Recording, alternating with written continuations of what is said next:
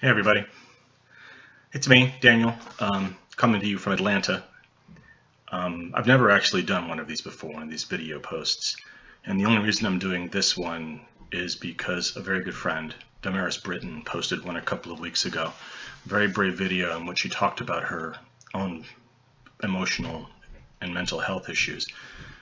Some of you that know me well know I've had my share of problems with the same thing in the past, and originally that's what this video was going to be about. But the more I thought about it, the more I realized I didn't want to just come and say the same things that Damaris said. So I reached out to her and talked to her about it and thought, maybe I can piggyback off of this and say something different. And she was very enthusiastic in her support. So here I am talking to you guys, not necessarily about mental health issues, although this will touch on that, but more about the healing power of art and how not only viewing art but creating art can just change you in ways that you never thought possible, and perhaps even heal you in areas you didn't think you had problems with. Art creates personal connections, at least good art does. Maybe you link to a character in a play or a movie, or maybe a color choice or a lyric or a verse just generates a genuine, visceral, emotional reaction to something. Perhaps something in the art innately changes who you are. Now, this can happen if you're the artist or the viewer. And what I'm about to say may sound a bit preachy and maybe after school special, but I ask for a little indulgence here because I stand by this point, and it's something that's been eating at my craw for a bit. So please bear with me a moment as I get this out. Good art should affect you. It should make you want to better yourself, and in so many people I know and who I've worked with, I see it. There's a glow of creation. There's the high of discovering something, a magic of a moment that you realize is going to work, the collaboration in creating something wonderful. It's in their face, it's in their actions and their reactions, and that is what art should do. It should elevate us all to want to be better people and be better at what we do to chase our passion. But there are occasions I've seen when I see art being used almost as a weapon. People use their involvement in the arts to put themselves on a higher level than others around them. And this is not only sad to see, it's unfair, not only to the people, but to the art itself. I mean, art can improve you. Sure, it should improve you. But the only person you should feel superior to maybe is the person you were yesterday. We're all human, and I understand that, so we have our quirks and our flaws. But when art is seen as a means to an end and not as the end itself, its purity can be lost very quickly. And if that happens, its ability to heal disintegrates. Art is a community. We need to be together. And believe me, I'm not standing on a soapbox as I say this. I've been guilty as anyone else in the past of doing stuff like this.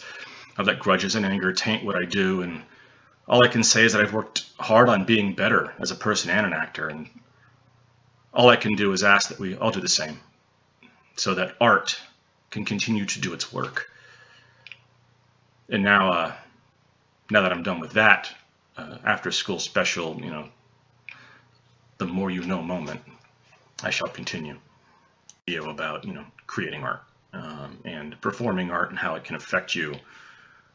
And I had this all laid out and, examples of art in my past, in my present, that affected me either through experiencing it or acting or performing it. But something happened this last weekend that I have to address first, and it does tie into the topic, but we lost Pat Conroy this weekend. Most of you know my adoration for him as an author. I loved his soul and his writing, and no other author has made my heart ache and my breath catch like he did. He spun prose into poetry like nobody else I ever read. His tales of just dysfunctional families and almost unearthly beauty of South Carolina, especially the Charleston area, they often read like elaborate tales of like they'd been told over a cup of coffee at a cafe. His words touched me so much, I made sure that they were included in our wedding. The reason the one book, though, Beach Music, which is my favorite of his, stuck with me, though, is not because I related to the characters all that much. I mean, I grew up in Miami. urban kid, didn't really understand the southern country, low country life. So I saw these people as messed up, interesting people, interesting family, but I couldn't really relate to them as a human being as much as maybe some others could. And I often think that maybe why his books read like epic myths to me, these people that he spoke of, these tales, the way he described them and the things they were going to just seemed so incredibly foreign to me. I first read Beach Music at to be plain, a rather dark point in my life. The situation I was in, I got there myself. I was frivolous, I was young and stupid, but it was my own doing. It was still hard to deal with. I found a lot of emotions building up, and where I was, I had no outlet for them. I was far from home in Utah, living as a guest in an apartment with a person who simply didn't have my best interest at heart. They used me as a rent check.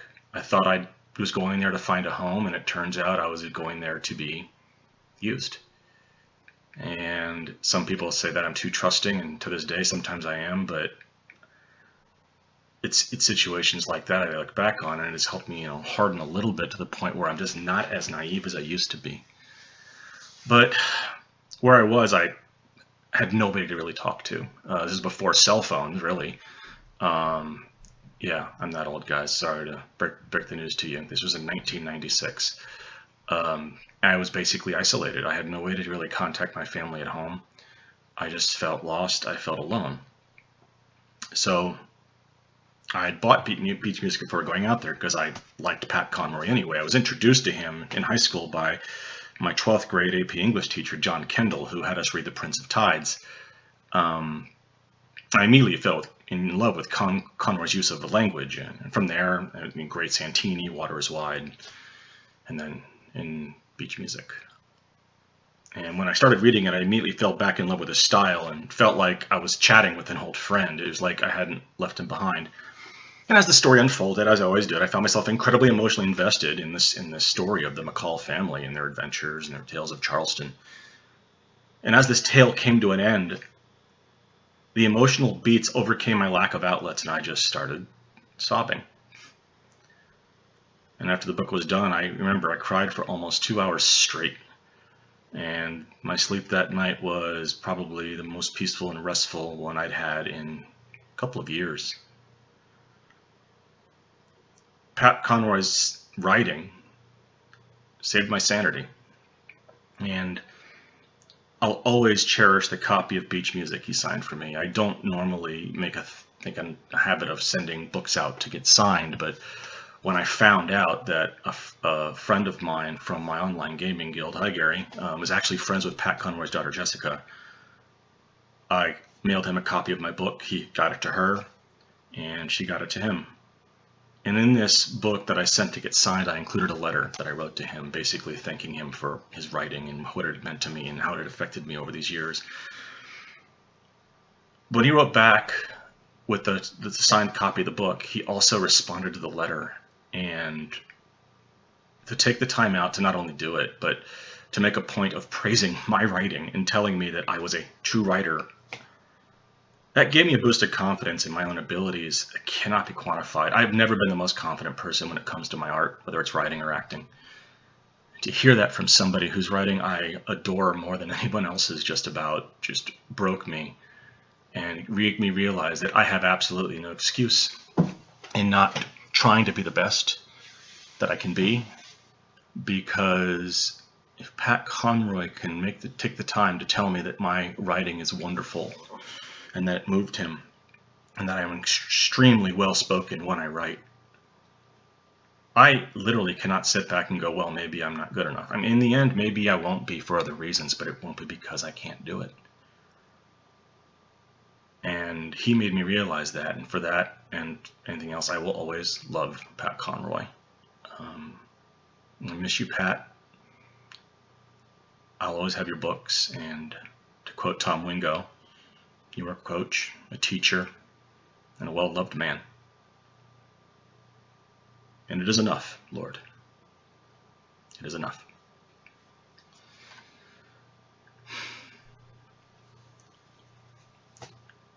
Shifting gears a little bit, I want to talk about creation of art. And this makes me extra happy to do so because right off the bat, I'm able to quote one of my favorite artists, Pete Docter from Pixar, who directed Monsters, Inc., Up, and Inside Out. At the Oscars, when he was accepting the award for Best Animated Film for Inside Out, he had a comment in there that I think needs to be repeated over and over and over again. He said that there's going to be days when you're going to feel sad, and you're going to feel angry, and you're going to be scared. And that's nothing you can choose. That's a very important thing to say. We aren't sad, we aren't angry, we aren't scared because we want to be.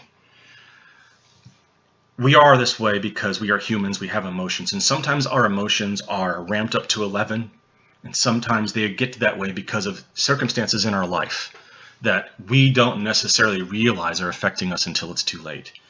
These aren't things we do for attention. These aren't things we do to create drama. There are exceptions. I understand that, especially working in the theater world, that does happen. I'm guilty as well. But you don't choose to be sad. You don't choose to be angry. And when you hear, and you're genuinely sad about something, or genuinely angry or scared, the least helpful thing somebody can do is tell you to buck up or get over it, because all that does is make anybody who has these feelings feel like they're broken, or they're wired wrong, or that they're invalidated, or that whatever they're feeling just shouldn't be that way. There was a quote I read a while back, and I don't remember who said it, but I always keep it up here. It is, you cannot help how you feel. You can only help how you react. And if you're sad or scared or angry, you are for a reason. It's your job to compartmentalize and try to use that to be to a positive direction, maybe to get over it, to determine why you're angry and maybe fix it, or maybe work on yourself. But the feeling itself is not wrong, and people need to understand that. I got off track there. When Doctor says that you being sad, angry, or scared is nothing you can choose, he says you can make stuff, create. Make films, draw, write, make a world of difference, and it will. This is part of the healing power of art. I mean, the act of creation of something is in itself a form of therapy, not just the final product, of course, but the entire process, the failed attempts, the research, the experiments, the rehearsals, the first drafts, the editing, the collaboration, everything. There's a reason why my time working on Red at Theater Tallahassee and stuck firmly in my mind as a watershed moment in my acting life. I've never prepared more for an audition than I did for that one. I've never felt more emotionally tied to a script. I had the best cast and crew I could have possibly asked for, and the stuff we did leading up to our run, including some unintended but sincere property damage, sorry Brian and Teresa, felt more innately real and connected. It was magical. There were bumps, of course, spilled paint, splinters, a mid-process gallbladder removal, but that's the strange wonder of live theater, its unpredictability. What I didn't expect, though, is for my time working that show to help me break through a barrier that I always struggled with as an actor. Genuine sadness on stage. You see, although I can always do line reads, I had trouble drawing from my life's moments to infuse these very real moments with genuine emotion. And yeah, I could laugh, I could be angry, I could be comical, but I couldn't be sad. For years, it frustrated me. It didn't make any sense. I'm an incredibly emotional person. Naturally, I cry at movies. I cry watching TV. I obviously cry when reading.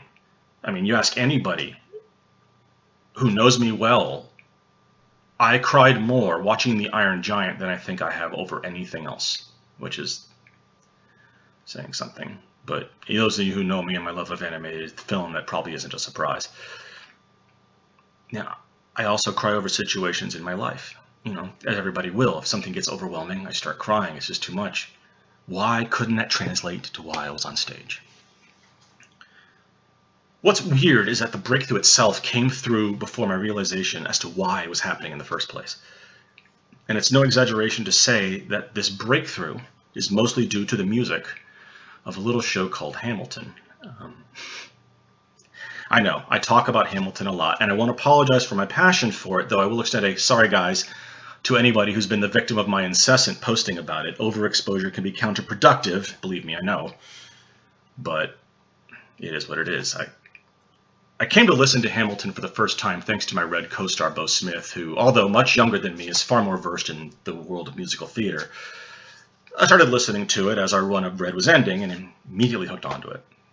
I won't go into its many merits as a piece of music or a work of art right now. I'll save that for another post. But listening to the recording did something unthinkable. It helped me get through an emotional barrier and made it easy for me to express sadness on stage. In short, listening to Hamilton made me a better actor. And I think I probably need to explain that a little more. There's a line in the play, Red, which was adapted from something Mark Rothko once spoke to the New York Times. In a scene after scolding his assistant, Canna, played by Beau, Rothko turns to his paintings and says, "Silence is so accurate." That's a neat line. I knew it then, I know it now. The difference is back then, I never liked how I said that line on stage. I couldn't wrap my head fully around it. I kind of knew what Rothko was getting at, but I didn't really get it. And as such, my line readings for that one particular line just were never confident. And then Hamilton. Up and including our time preparing for our performance of Red at the Florida Theater Conference, Beau and I listened to the Hamilton soundtrack pretty much nonstop. And yes, Hamilton trash, that pun was intentional. It was in my repeat listenings of the recording that my breakthrough occurred. There's a song in Hamilton called "It's Quiet Uptown," which honestly might be the saddest Broadway song we've seen in a long time. Its opening verse deftly emphasizes that sometimes things are so overwhelming and weighty with words, even for someone as erudite and brilliant as Alexander Hamilton, are simply insufficient to explain how you feel. The opening verse is, I quote, "There are moments that the words don't reach. There's a suffering too terrible to name. You hold your child as tight as you can and push away the unimaginable. The moments when you're in so deep, it feels easier to just swim down. The Hamiltons move uptown and learn to live with the unimaginable."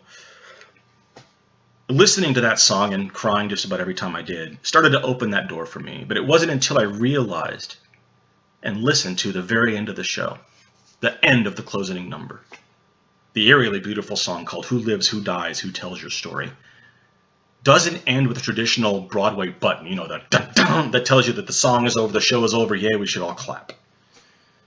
But instead fades into this uneasy silence.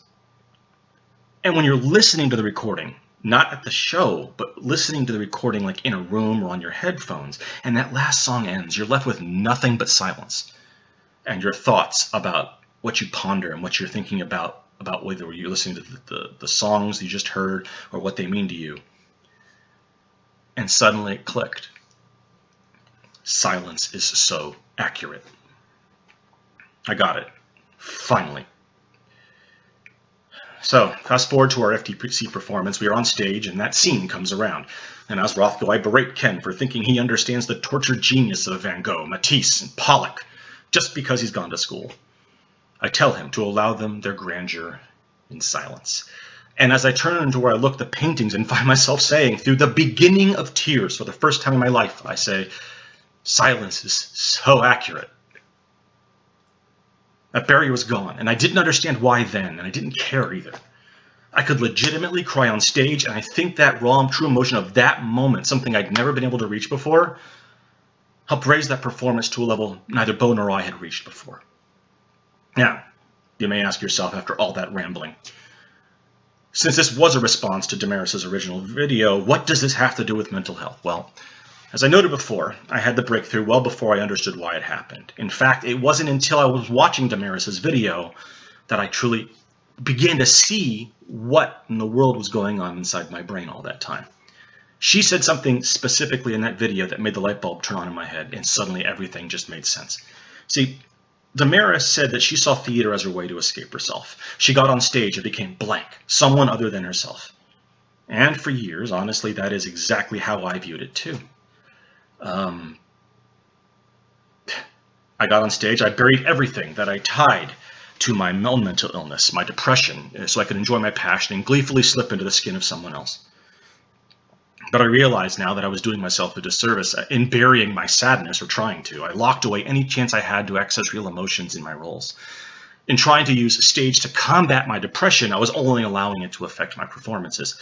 See, And no matter what people tell you, depression is not sadness. I see that just disseminated way too much. People say, why are you sad? It's not sadness. It is, in most basic terms, a complete shutdown of your emotional center. You turn off. You don't care. You're not happy. You're not sad. You're not angry. You just exist. And by inadvertently invoking my own depressive state when I got on stage, it was robbing myself of being successful beyond what I call the most basic surface acting. Red was the first show I did where I was able to overcome that at all, and it wasn't until the Florida Theater Conference that I was able to shatter that barrier once and for all. It was because of one work of art infecting an actor who was able to use it to inform a piece of art he himself was helping to create. Hamilton affected me and therefore changed how I played Rothko on stage. And it's when different works of art work in sync like that, when the real magic does happen, and the effect is healing, emotionally, mentally, sometimes even physically. I've seen myself aches go away because the tension, the stress just melts away when I'm really into the role. So to those of you who, like me, view art as an escape, there's nothing wrong with that. But if you really want to help yourself in the long run, art can be so much more therapeutic and helpful to you as an actor if you let your real life issues, whether it's your depression or your sadness, your anger, don't bury it. Let it affect you on stage. When you do, when it allows you to act out these emotions through a moment of truth on stage and get those out there and be genuine, you'll be amazed at the kind of healing power that has. I can honestly say I wouldn't be sitting here in Marietta, Georgia right now looking to pursue my dream of making this a professional career if it wasn't for all of the changes that my emotions and mental state had gone through due to the art that I have witnessed or helped create over the last 6 or 7 years. But I couldn't get here until I was able to get over that hump, break that barrier, be more of myself. And it took partaking in another work of art to get there. So don't be afraid of your emotions. Use them. Make them. Do not be a slave to them. Make them your tools. And you will see yourself change. You'll see yourself heal. That's what's happening to me. And the power of art is absolute. And I know art is something different to everyone. You can't really have that argument. Well, it's a trash and treasure comparison. But whatever it is to anybody, it's when they take advantage of their art, whatever it is. It could be something simple or something incredibly complicated, that it becomes obvious what its true power is. And it's exactly why the fight is going on to keep art and music programs in our schools continuing, because of the profound effect it can have on people. We're going to keep fighting this fight. It's going to continue. I mean, there's a lot of walls to get over, a lot of prejudices to break down, but just continue making art, continue experiencing art. I don't even care what kind it is. I am not going to sit here and judge people for liking something I don't particularly find entertaining or artful, because there is nothing more damaging to art than judging other people's art and making them feel bad about enjoying it. You don't like their art? Don't watch it. Watch your art, use it to fulfill it, enrich yourself, and do not be bothered with what that other person is watching, because what they're watching has absolutely no effect on you enjoying yours. We all need to support each other in our passions. We don't need to denigrate and wave our fingers and be snarky or be tongue-in-cheek jokes on social media to try to shame people because they happen to like a particular type of music or book or movie that you don't like or think is worth your time. If you don't think it's worth your time, ignore it. Focus on what does make you happy, on what does fulfill you. You get a lot more mileage out of that. Use that to make yourself better, make yourself happier. And I guarantee you, the world will improve around you because you are now a light in the world rather than a place of darkness. Is that cheesy? Corny? Perhaps, but I don't think it's necessarily wrong. I want to thank you guys for listening. This is a lot longer than I intended, but it is my first time doing a video, so maybe I'll do another one. If you have comments or feedback, feel free. I'm going to post this on my blog, coolofthedoor.wordpress.com. You want to hit me on Twitter, it's @filmadept, or you can drop me a note on Facebook where I post this. I'll be happy to listen to any feedback you've got. If you want to talk to me about any of the issues in this, please do that too. That's what I'm here for. And Damaris, this last note goes out for you. Thank you for posting what you did. It gave me the courage to post this. So long, everybody.